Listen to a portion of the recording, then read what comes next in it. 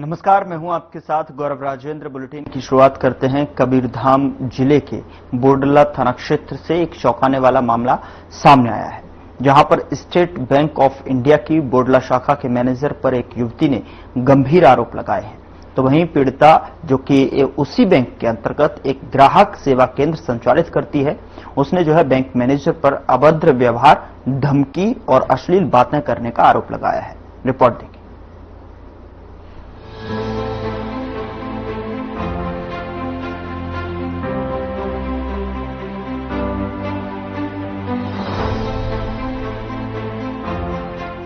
कबीरधाम जिले के बोडला थाना क्षेत्र से एक चौंकाने वाला मामला सामने आया है, जहां स्टेट बैंक ऑफ इंडिया की बोडला शाखा मैनेजर पर एक युवती ने गंभीर आरोप लगाए। पीड़िता, जो कि उसी बैंक के अंतर्गत एक ग्राहक सेवा केंद्र संचालित करती है, उसने बैंक मैनेजर पर अभद्र व्यवहार, धमकी और अश्लील बातें करने का आरोप लगाया है। पीड़िता का कहना है कि वह विगत कुछ समय से सीएसपी का संचालन कर रही है और उसका कार्य एसबीआई बोडला शाखा के अधीन आता है। इसी दौरान बैंक मैनेजर द्वारा उसका उत्पीड़न किया गया। युवती ने बताया कि मैनेजर आए दिन उससे गंदी बातें करता था और जब उसने विरोध किया तो उसकी आईडी बंद करवाने की धमकी देने लगा। इतना ही नहीं, आरोपी मैनेजर ने कथित तौर पर अवैध संबंध बनाने का दबाव भी बनाया। जब पीड़िता ने इस अत्याचार के खिलाफ आवाज उठाई तो उसने पूरे मामले की शिकायत कबीरधाम जिले की पुलिस अधीक्षक कार्यालय में दर्ज कराई। पीड़िता ने न्याय की गुहार लगाते हुए मांग की कि आरोपी के खिलाफ कड़ी कार्रवाई की जाए, ताकि भविष्य में कोई और महिला इस तरह के मानसिक शोषण का शिकार न हो। आप एसपी ऑफिस पहुंचे हैं, क्या समस्या लेके पहुंचे हैं? बैंक मैनेजर के खिलाफ। क्या हो गया? पैसा रन करने चाहती हूँ तो गंदी गंदी इशारे करते हुए और वो से रहोगे नहीं तब कैदी बंद कर दूंगा करके धमकी देती हूँ। कहाँ का मामला है? बोला ब्रांच। कौन सा बैंक? एसबीआई। एसबीआई का। क्या नाम है बैंक मैनेजर का? रवि भगत। तो और कुछ परेशान करते हैं क्या? जी, व्यक्तिगत क्रेडिट करते हैं। फोन ऑन करते हैं क्या? नहीं, एटीएम के पास बुलाती थी, गंदी गंदी बातें की और बोले कि मेरे साथ रहोगे नहीं तब कैदी बंद कर दूंगा। कुछ प्रूफ रखे हैं क्या? जी रखी हूँ। क्या है दिखाइए। ये कहाँ का फोटो है? ग्राहक से केंद्र के बाहर का। फोन कर करके बुलाते ये छाता उड़ के आए हैं, ये क्या चीज है? मैनेजर है क्या? छाता उड़ के आए? खुद चल के आए थे। छाता उड़ के आए? जी, छाता उड़ के आए थे। मैं काम करती हूँ, मेरे घर में कोई नहीं कमाने के लिए। बैंक मैनेजर मुझे बहुत परेशान करके अभद्र से बात करते हैं और व्यक्तिगत ट्रेनिंग करके कि मेरी हिसाब से रहोगे नहीं तो कैदी बंद कर दूंगा करके धमकी देते हैं, जिससे मैं बहुत परेशान हूँ। इससे पहले मैं डीएम सर के पास आवेदन दे चुकी हूँ, कोई कार्रवाई नहीं किए हैं। मैं बहुत व्यक्तिगत परेशान हूँ। अच्छा, कितने दिनों से वहाँ काम कर रही है आप? मैं 4 साल से काम कर रही हूँ। कहाँ का मामला है? कौन सा बैंक है? बोला ब्रांच एसबीआई। वहाँ के मैनेजर पर तारीफ कर रहे हैं। जी, परेशान कर रहे हैं। अभी क्या चाहते हो आप? मैं अभी चाहती हूँ कि जो भी आवेदन दी है सर मेरे मतलब कार्रवाई करें कि मेरे को न्याय की मांग कर रहे हैं। जी, न्याय की मांग कर रही हूँ। फिलहाल पुलिस अधीक्षक कार्यालय ने मामले की जांच के निर्देश दिए हैं और शिकायत के आधार पर आवश्यक कानूनी प्रक्रिया प्रारंभ की जा रही है। Bureau report.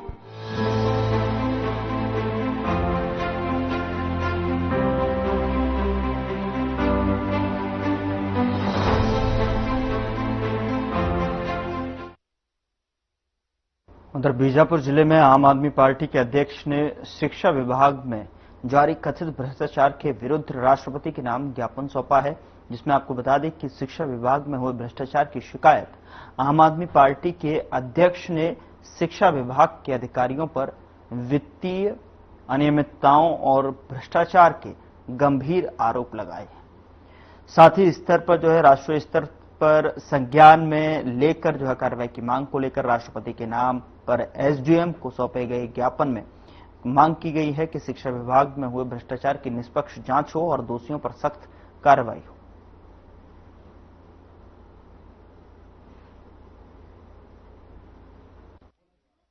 यह पिछले कुछ लंबे समय से जो भ्रष्टाचार चल रहा था और मिली जानकारी के अनुसार हमने राज्यपाल महामहिम राज्यपाल के नाम हमने कलेक्टर के समक्ष हमने ज्ञापन दिया है। और पिछले दिनों में जो मग्गा जो टीवी है इसमें जो भ्रष्टाचार सुनाई दिया उसमें हमने उच्च स्तरीय जांच की मांग रखा है। जी, कौन सी डिपार्टमेंट? शिक्षा विभाग से। आप मीडिया साथियों को आम आदमी पार्टी जिला इकाई की आवाज को जन जन तक पहुंचाएंगे, हमें उम्मीद है। हम जानते हैं कि जिस प्रकार पहले कांग्रेस की सरकार थी, इन प्रेजेंट टाइम देखेंगे तो बीजेपी की सरकार है। लोगों का एक ही मनसा था कि कांग्रेस सरकार ने जिस प्रकार भ्रष्टाचार किया है तो चलो अपन एक चांस अपन बीजेपी को देते हैं। परंतु हम देख रहे हैं कि अभी 1.5 साल समथिंग हो रहा है, इसमें हम देखते हैं कि जो हमारे जो पढ़ने वाले बच्चे हैं उनके लिए जो सामग्री भेजा जा रहा है, सर आप लोग हमको सोशल मीडिया के माध्यम से पता चला कि आप एक जग का जो प्राइस है 32,500 रुपए ले रहे हैं। तो आप देखिए उसमें लगभग 64 जग समथिंग खरीदे हैं। तो आप देखिए सर, इतना मक्का अगर इतना हमने दुकान में भी जाके पता किया तो इतना भ्रष्टाचार अपन कैसे चाहेंगे। तो सबसे पहला मैं बोलना चाहते हैं सर, इसकी जो आज हमने यहाँ पर जितना भी आम आदमी पार्टी के पदाधिकारी और उपस्थित होकर हमने माननीय छत्तीसगढ़ राज्यपाल महामहिम राज्यपाल महोदय जी को हमने कलेक्टर साहब के माध्यम से हमने ज्ञापन दिया है कि उच्च स्तरीय पे इसका जांच होना चाहिए। अभी मुझे पता चल रहा है कि हमारे जो पूर्व डीओ साहब थे लखनलाल गनेलिया साहब है, वो तो अभी अपना कार्यभार छोड़ के चले गए। तो हम किसकी कार्रवाई, हम किसके ऊपर हम ये बात रखेंगे। अरे जब तक वो अपना यहाँ पे नहीं आते हैं तो आप कैसे चलेंगे। तो इसका आप ऐसे कितना सर भ्रष्टाचार करके गए हैं। सर मैं आप लोगों को बताता हूँ, इससे पहले एक हमारे जो प्रमोद ठाकुर साहब भी थे, डीओ साहब थे, उन्होंने भी ऐसा बहुत कम बाद में पता चल रहा है करप्शन थे, करप्शन। हम एक नेताओं का दूसरापन देखते हैं। शासन और प्रशासन के जो अधिकारी है इनका जब तक कार्रवाई नहीं होगा, आम आदमी पार्टी ये नॉट ओनली बीजापुर में पूरे छत्तीसगढ़ में अभी जोर शोर से हमने ये भी बात रखा है, यदि इसके कार्रवाई नहीं होता आप ज्ञापन लेके साइड रखेंगे तो हमने ये भी बोला सर हम रोड में धरना प्रदर्शन करेंगे। इसकी संपूर्ण जिम्मेदारी शासन और प्रशासन की होगी।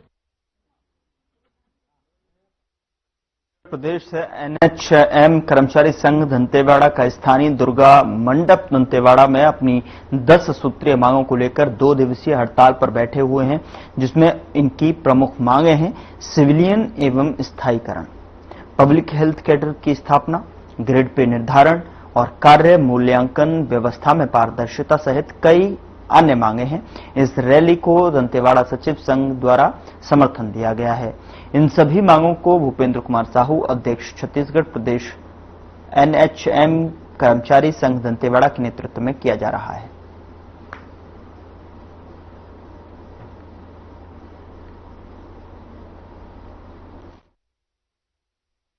जिला इकाई दंतेवाड़ा एनएचएम संघ ने अपनी रैली निकाली थी 1 दिवसीय।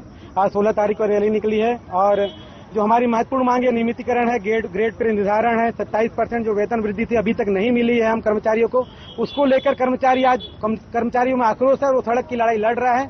17 तारीख को कल के दिनांक पर एक बड़ा आंदोलन होगा, विधानसभा का घेराव होगा जो कि रायपुर में होगा, जिसमें हमारे जिले के कर्मचारी भी अधिक से अधिक संख्या में शामिल होंगे। जब तक हमारी मांगे पूरी नहीं होती है, हर कर्मचारी इस लड़ाई में हमारे साथ है और एनएचएम जो संघ है इसकी लड़ाई जब तक मांगे पूरी नहीं होती तब तक ये चलती रहेगी। कितनी मांगों को लेकर रैली प्रदर्शन किया? 10 बिंदुओं पर हमारा ये पूरा मांग पत्र है, जिसपे सहमति अगर बनती है तब जाकर हमारा आंदोलन खत्म होगा। नियमितीकरण उसमें एक प्रमुख मांग है और 27% की जो वेतन वृद्धि है जो कि पिछली सरकार ने दिया था, अभी तक एनएचएम कर्मचारियों को प्राप्त नहीं है। हमारी मांग है उसको त्वरित लागू करें और जो नियमितीकरण है उसको फाइल को आगे बढ़ाते हुए जो ग्रेड पे निर्धारण है कर्मचारियों का वो करें। कर्मचारी त्रस्त हो चुका है, परेशान हो चुका है 12,000 13,000 की सैलरी में काम करते हुए। जब वो आम जनता की सुविधा के लिए अंदर तक जाकर फील्ड तक जाकर उन्हें जन सुविधाओं उपलब्ध करा है, स्वास्थ्य सुविधाएं दे रहा है, तो कर्मचारियों को मांगों को भी सरकार को सुनना चाहिए और पूरा करना चाहिए, यही अनुरोध है उनसे भी।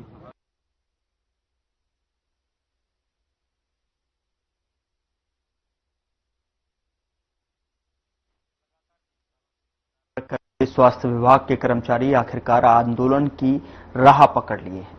आपको बता दें कि जिले भर के एनएचएम के 1200 से जो है अधिक स्वास्थ्यकर्मी नियमितीकरण को लेकर हड़ताल पर बैठे हुए हैं। कई बार अपनी मांगों को रखने के बाद में भी नियमितीकरण का ना होना देखा गया। जिला पंचायत भवन के सामने धरने पर बैठ गए। एक कर्मचारी अपनी 10 सूत्री मांगों को लेकर सरकार से गुहार लगा रहे हैं और इसमें मुख्य रूप से ग्रेड पे और नियमितीकरण की मांग मुख्य है।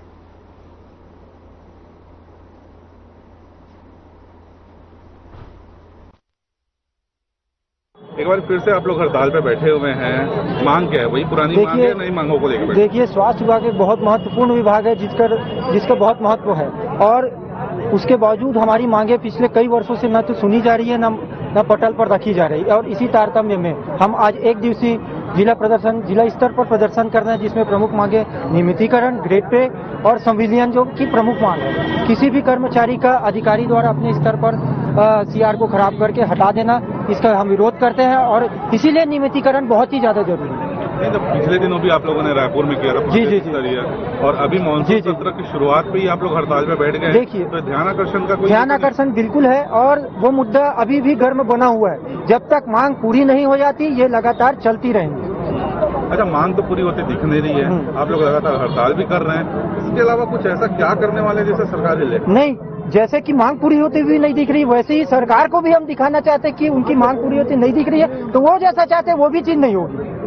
अगर उनको हम चाहते हैं सरकार से संविलियन, नियमितीकरण, ग्रेड पे और सभी को जॉब सिक्योरिटी मिले, जो कि हमारी मांग है और अधिकार भी है। ठीक है, अपना परिचय। लक्की दुबे, सचिव छत्तीसगढ़। कर्मचारियों के समर्थन में आए हैं, किस तरह से इनका समर्थन कर रहे हैं शासन और प्रशासन के खिलाफ? देखिए, सबसे पहली बात मैं बताऊं कि ये सामान्य कोई कर्मचारी नहीं है। ये इनका हड़ताल पे बैठना बहुत से लोगों के जान को जोखिम में डालने जैसा है। इनको अगर हड़ताल पे बैठना पड़ रहा है, मतलब ये बात आप समझिए कि कितनी बड़ी इनकी मजबूरी होगी कि इनको हड़ताल पे बैठना पड़ रहा है। मोदी जी ने गारंटी दी थी कि 100 दिन के अंदर इनकी सारी मांगों को पूरी की जाएगी। मोदी जी की गारंटी एक तो फर्जी निकली। इनको डीए जैसे सामान्य से वेतन के लिए, इनको डीए बढ़ाने के लिए, छोटी छोटी मांगों के लिए, छुट्टी के लिए, ये सारी चीजों के लिए हड़ताल पर बैठना पड़ रहा है। बहुत ही दुर्भाग्यपूर्ण है छत्तीसगढ़ के लिए। इस बार छत्तीसगढ़ में डमी सीएम बैठाए गए हैं, मतलब कि कहना चाहिए कि कठपुतली है वो। उनके साथ में 2 और अटैचमेंट कर दिया गया, 2 उप मुख्यमंत्री बना दिए गए। लेकिन छत्तीसगढ़ की सरकार छत्तीसगढ़ से संचालित नहीं हो रही है। छत्तीसगढ़ को सरकार को चला रहे हैं केंद्र से, और केंद्र वाले भी जो इसको डबल इंजन की सरकार का नाम देते हैं, दोनों के दोनों इंजन खराब हो चुके हैं। और अक्सर डबल इंजन की जरूरत तभी पड़ती है जब सारे इंजन खराब हो जाए। ये हमारे जो इस धरती पर भगवान के स्वरूप हैं, इनको हड़ताल पर बैठाकर छत्तीसगढ़ की सरकार ने बिल्कुल ठीक नहीं किया। यही हालत कांग्रेस की सरकार के समय भी था। इन्हें हमेशा परेशान किया जाता। संविदा के नाम पर इनके साथ पहले ही भ्रष्टाचार किया जा चुका है। एक तरफ आप इनकी तनख्वाह देखिए कि जहां पे जो परमानेंट जो स्थायी कर्मचारी होते हैं, उनकी तनख्वाह और इनके तनख्वाह में कितना बड़ा फर्क होता है। छत्तीसगढ़ सरकार का बहुत बड़ा भ्रष्टाचार इस संविदा के नाम पर पूरे हर विभाग में, चाहे वो शिक्षा विभाग हो, चाहे बिजली का विभाग हो, चाहे स्वास्थ्य का विभाग हो, हर विभाग में ये भ्रष्टाचार किया जा रहा है। हम इनके साथ में, इनके पूरे समर्थन में हैं। 16,000 से अधिक कर्मचारी सिर्फ स्वास्थ्य विभाग के हैं, जिनके समर्थन में आम आदमी पार्टी इनके साथ कंधे से कंधा मिलाकर इनकी मांगों का समर्थन करती है, और इनके साथ हम हर स्तर पर इनकी लड़ाई में साथ देंगे। मैं संजीत विश्वकर्मा, प्रदेश संगठन मंत्री, आम आदमी पार्टी। महिला होने के नाते महिला कर्मचारी हैं आप, और ये तो परेशानी हो रही है, बार बार आप लोग हड़ताल पे बैठ रहे हैं, कितना असर पड़ रहा है? असर तो बहुत पड़ रहा है, क्योंकि स्वास्थ्य सेवाएं जो है आज ठप हो चुकी है। जो हम स्वास्थ्य सेवाएं देते हैं, जो घर घर जाके स्वास्थ्य सेवाएं देते हैं, क्योंकि मैं एक एएनएम हूं और मैं एक फील्ड वर्कर हूं। फील्ड में बहुत सारी टीकाकरण है, और भी सारी अभी हम लोग का डायरिया पखवाड़ा चल रहा है, हम लोग का जन स्थिरीकरण पखवाड़ा चल रहा है। इसमें भी जो है वो कार्य प्रभावित हो रहा है। मैं सरकार से ये अनुरोध करना चाहती हूँ, हमेशा हम लोग अपनी मांगों को लेकर आते हैं, हमारी मांगों की तरफ ध्यान दें। स्वास्थ्य विभाग एक रीढ़ की हड्डी होती है, महत्वपूर्ण हड्डी है, और हम लोग हमेशा हर महामारी में, चाहे वो डेंगू हो, चाहे वो कोरोना हो, चाहे वो उल्टी दस्त, मलेरिया, डायरिया हो, सारी चीजों में हम लोग अपने जान की बिना हानि उठाए वो सरकार के साथ लोगों की मदद के लिए अपने काम को करते हैं। तो सरकार से यही अनुरोध करती हूँ कि जो भी हमारी 10 सूत्री मांगे हैं वो पूरी करें। 20 साल की करोड़ प्रकार अब तो नियमित करो सरकार, 20 साल की करोड़ प्रकार अब तो नियमित करो सरकार, ये आपको स्लोगन है, आप लोग की मांग रख रहे हैं। 20 साल की अगर मान लीजिए कई सरकारें आई और चले गई, आखिर अभी तक नियमितीकरण क्यों नहीं हुआ? कारण क्या मानते हैं? नियमितीकरण इसलिए नहीं हो पाया, अब ये तो सरकार ही बता पाएंगी, क्योंकि हम लोग लगातार अपनी मांगों को लेकर के आए हैं। हम हमेशा, चाहे वो क्या बोलना चाहिए, हड़ताल के माध्यम से हो। हमारी जनसंख्या 16,000 है एनएचएम कर्मचारियों की, और आज हम पूरे प्रदेश भर में ये हड़ताल कर रहे हैं। जो 16,000 जितने भी कर्मचारी सारे लोग आज के दिन हड़ताल बैठे हुए हैं। तो सरकार से बस यही निवेदन करती हूँ मैं, आदेश चाहिए। परिचय बता। आश्वासन नहीं, आदेश चाहिए और संविदा मुक्त प्रदेश चाहिए। मैं सरकार से बस यही निवेदन करना। आप लोग की जो मांग है इस पे जो स्वास्थ्य मंत्री हैं उनकी मंशा कम देखती है या फिर आरोपी जो है वो सीएम साहब को मानती है? मतलब आप स्वास्थ्य अधिकारी हैं। मैं दिव्या लाल, एनएचएम। हम लोग जो राष्ट्रीय शिक्षा मिशन है और राष्ट्रीय स्वास्थ्य मिशन दोनों एक साथ 2005 में करीब करीब लागू हुआ था। हम लोग को 20 साल काम करते हो गया, लेकिन जो राष्ट्रीय शिक्षा मिशन है वो कहाँ शिक्षा कर्मी हुए, फिर संविलियन हो गया उनका शिक्षा विभाग में, वो कहाँ से कहाँ पहुँच गए। और जबकि एक साथ दोनों मिशन चालू हुआ था। और राष्ट्रीय स्वास्थ्य मिशन जो कि मैदानी भागों में काम कर रहे हैं हमारे लोग, पूरे टीकाकरण से लेके जितने डॉक्टर, फार्मासिस्ट, लैब टेक्नीशियन, जितने सब एकदम अपने जीवन को कठिनाई में डालते हुए हम लोग काम कर रहे हैं, लेकिन हमारे लिए कोई सुनवाई नहीं हो रही है। हम लगातार 20 साल से काम कर रहे हैं, संघर्ष कर रहे हैं, लेकिन अब इंतहा हो चुकी है और हम लोग आर पार की स्थिति में है। अब हम लास्ट के चुनावी वर्ष का इंतजार नहीं करेंगे, हम लगातार प्रदर्शन करेंगे। कहाँ पे चूक रहे हैं आप लोग की? आप लोग की मांग ही नहीं पूरी हो रही है? नहीं, मांग पूरी नहीं, चूक हम लोग नहीं रहे, चूक सरकार रही है। क्योंकि कांग्रेस ने 10 दिन में हमको नियमित करने का वादा किया था, उन्होंने वादा पूरा नहीं किया। आज वो विपक्ष में 75 सीट से आज वो 30-35 सीट पे आ गए हैं। 10 से ज्यादा विधायक 100 वोट से आ रहे थे। हमारे यहाँ तो 4,000 5,000 हर जिले में, हर विधानसभा में हमारे कर्मचारी है।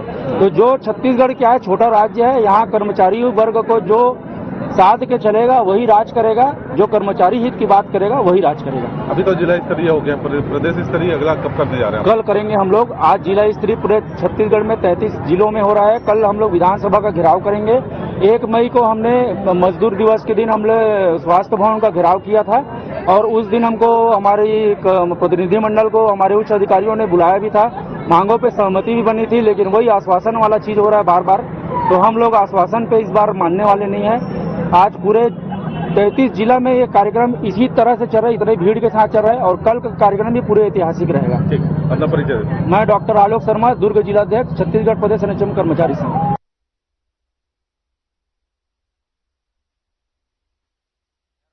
ब्रेक के लिए, ब्रेक के उस पार खबरों का सिलसिला लगातार जारी है।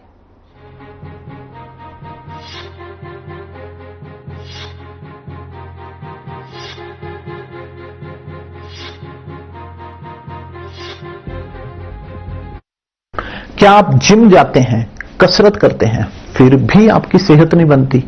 काजू बादाम किशमिश मेवे प्रोटीन के डिब्बे खाते हैं फिर भी कुछ असर नहीं होता?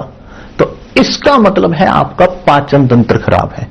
और जब तक के पाचन तंत्र दुरुस्त नहीं होगा, आप जितना मर्जी अच्छे से अच्छा खा लो, आपकी सेहत नहीं बन सकती।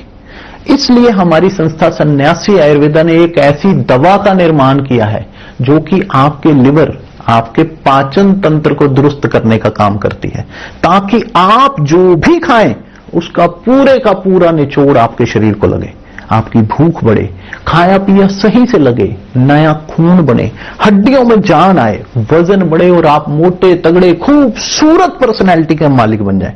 सिर्फ 699 रुपए की पूरे 1 महीने की दवा होती है और आप इसे घर बैठे 011-45454545 पर फोन करके दवा मंगवा सकते हैं।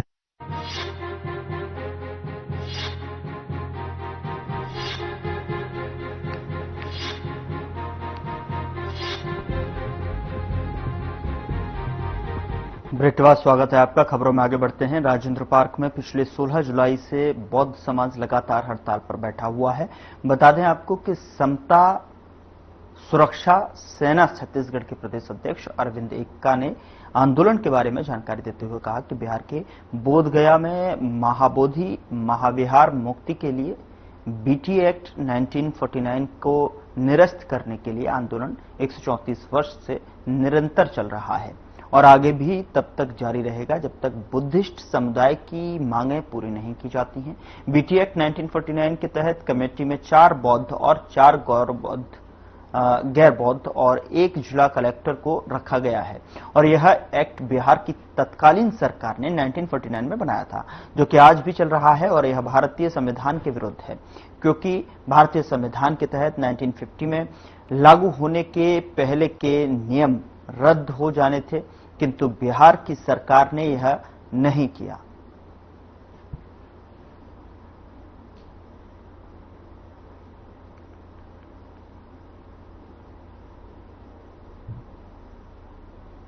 लगातार जो है अपने समाज की तरफ से, बौद्ध समाज की तरफ से मांग जो कर रहे हैं, क्या लगता है वो शासन के द्वारा पूरी हो पाएगी?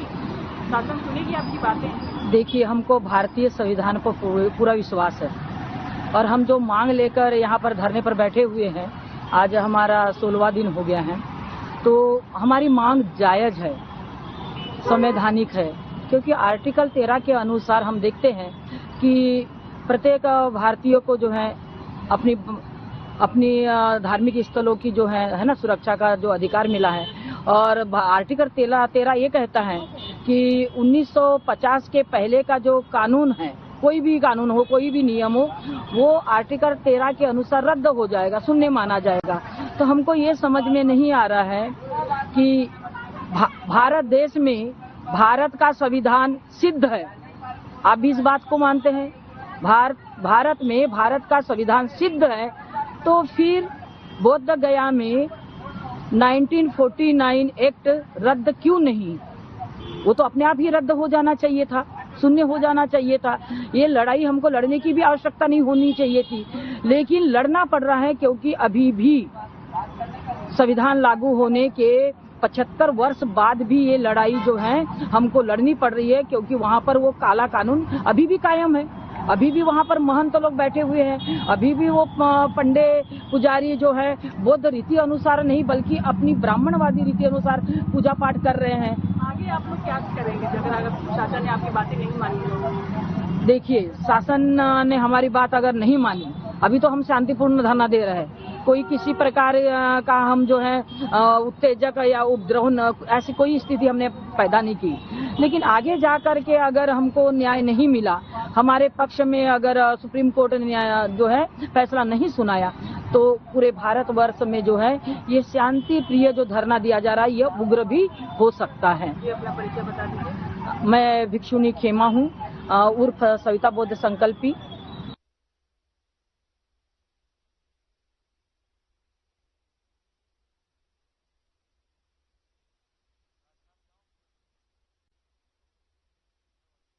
को मुद्दा बनाते हुए कांग्रेस के प्रदेश अध्यक्ष दीपक बैज ने सभी जिला मुख्यालय में बिजली की दर में वृद्धि का विरोध करने के लिए प्रदेश में प्रेस कॉन्फ्रेंस कर कहा कि 2003 में जब हमारी कांग्रेस सरकार थी, उसके बाद जब बीजेपी सरकार आई तो उस समय भी जो है बीजेपी ने बिजली की दरों में वृद्धि की थी। वर्तमान में 2018 से 2023 तक कांग्रेस सरकार थी, लेकिन 5 सालों में बिजली वृद्धि में मात्र 20 पैसे की हुई थी। लेकिन वर्तमान में 2023 में बीजेपी सरकार आने के बाद बिजली की दरों में 80 पैसे की वृद्धि न करके प्रति यूनिट 7 रुपए से ऊपर कर दिया गया है। 2003 में जब कांग्रेस सरकार थी तो बिजली की दरें 3 रुपए 30 पैसे थी और 2004 से 2018 तक जब बीजेपी सरकार बनी तो बिजली की दर 6 रुपए 40 पैसे कर दी।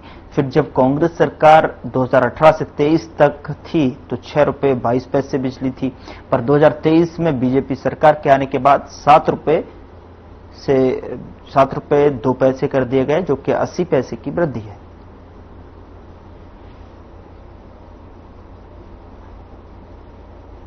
आज की ये पत्रकार वार्ता छत्तीसगढ़ प्रदेश में भाजपा की शायद सरकार जिस प्रकार से बिजली बिल की दरों में बढ़ोतरी कर रही है उसको लेकर है। जिस प्रकार इन्होंने बिजली बिल की दरों में अभी बढ़ोतरी की है उसका प्रदेश कांग्रेस कमेटी के सम्मानित प्रदेश अध्यक्ष आदरणीय दीपक बैज जी द्वारा पूरे जगह पत्रकार वार्ता ली जा रही है और उसका विरोध किया है जो जनता के साथ अन्याय है। इस तरह जैसे कि आप जानते हैं कि 2003 और 4 में जो दरें थी बिजली बिल की, उस समय हमारी दरें थी 3 रुपए 30 पैसे और जैसे ही भाजपा सरकार आई है उसके बाद 15 साल तक के इन्होंने 6 रुपए 40 पैसे तक के कर दिया। मतलब सीधा 3 रुपए 10 पैसे उसकी वृद्धि भाजपा सरकार ने 94% की है। उसके बाद हमारी जब सरकार आई कांग्रेस की, तो पूरे 5 सालों में 0.2 पैसे की मात्र वृद्धि हुई है। और उसके बाद अब फिर यहाँ पर गवर्नमेंट जैसे बीजेपी की आई, तो इन्होंने फिर 6 रुपए 22 पैसे थी हमारी सरकार के रहते, जो अब वर्तमान में 7 रुपए 2 पैसे हो गई है। इस प्रकार 80 पैसे की बढ़ोतरी भाजपा सरकार ने छत्तीसगढ़ में बिजली के बिलों में यहाँ पर 1.5 साल में कर दी है। यहाँ तक कि जो कांग्रेस के सरकार के रहते किसानों पर बिजली कृषि पंपों के लिए जो छूट थी, उसको भी हटा के इन्होंने वहां पर भी बिजली की दरों को लागू कर दिया है। कांग्रेस सरकार के 5 साल में कुल वृद्धि मात्र 0.02 रुपए या 2 पैसे अर्थात केवल 0.32% बढ़ोतरी हुई है। 2023-24 में जैसे ही सरकार आई है, 6 रुपए 22 पैसे से वर्तमान में 7 रुपए 2 पैसे मतलब 80 पैसे भाजपा की वर्तमान सरकार की 1.5 साल में कुल वृद्धि 80 पैसे अर्थात 13% बढ़ोतरी अभी तक कर चुके हैं। पूर्ववर्ती कांग्रेस की सरकार ने बिजली के घाटे को काटते हुए बिजली बिल ऑफ योजना के अंतर्गत छत्तीसगढ़ के 65 लाख से अधिक घरेलू उपभोक्ताओं को लगभग 3,240 करोड़ रुपए की सब्सिडी देकर बहुत बड़ी राहत दी थी। किसानों को 5 HP तक निःशुल्क बिजली दिया, उपभोक्ताओं को 40 यूनिट तक मुफ्त बिजली दी गई, अस्पतालों उद्योगों को सब्सिडाइज दरों पर बिजली देकर राहत पहुंचाया गया। भाजपा की सरकार आने के बाद प्रदेश भर में बिजली की कटौती शुरू हो गई और कीमतें लगातार बढ़ाई जाने लगी हैं। कोयला हमारा, पानी हमारा, जमीन हमारी और हमें ही महंगे दर पर बिजली बेचा जा रहा है। भाजपा के नेता, मंत्री, विधायक और अधिकारी एसी का मजा लूट रहे हैं। कई सरकारी विभाग बिजली का बकाया बिल जमा नहीं कर रहे हैं।